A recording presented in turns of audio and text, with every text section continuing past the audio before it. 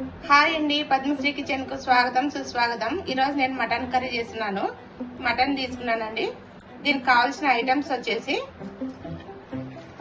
ఉప్పు, కారం, పసుపు, గరం మసాలా, అల్లం వెల్లుల్లి పేస్ట్, కొత్తిమీర, టమోటా, ఆనియన్స్, కొబ్బరి అండి.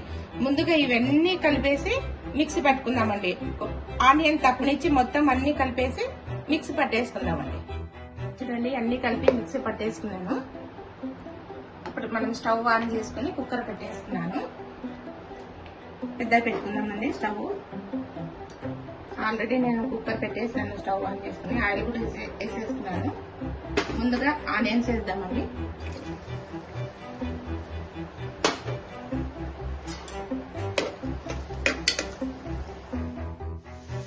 ఆనియన్స్ అన్ని వేగినాయండి. ఇప్పుడు మనం మటన్ వేసుకుందాం.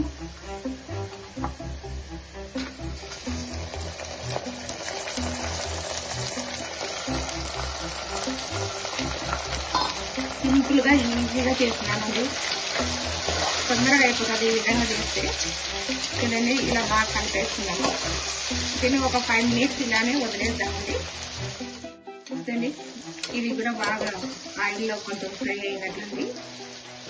వాటర్ దీంట్లో ఉన్న మటన్లో ఉన్న వాటర్ అంతా వెళ్ళిపోయింది.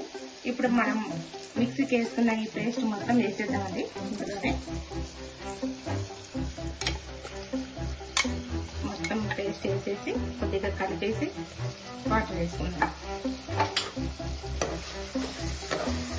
చాలా సింపుల్ గా చేస్తానండి. మీరు కూడా ఇలా చేసుకోండి, బాగుంటుంది మటన్ కర్రీ. దీన్ని కూడా ఒక 5 minutes ఇలానే వదిలిపెడదామండి. ఇప్పుడు కొంచెం వాటర్ వేసేసి మూత పెట్టేసుకుందామండి.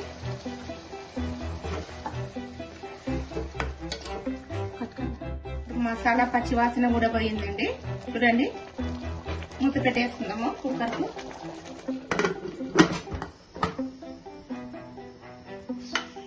త్రీ విజిల్స్ వచ్చినాక ఆఫ్ చేసేద్దాం.